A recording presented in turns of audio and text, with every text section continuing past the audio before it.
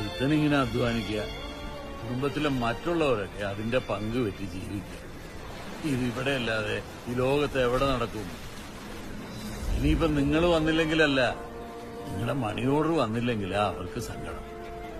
മഞ്ഞും മഴയും വെയിലും ഒക്കെ കൊള്ളാതെ തണലേക്ക് കൊണ്ടു നടന്നതൊക്കെ അവര് മറക്കും. ഇനി ഈ ഓട്ട വന്ന കൊട പോലെ വീടിന്റെ ഏതെങ്കിലും ഒരു മൂല.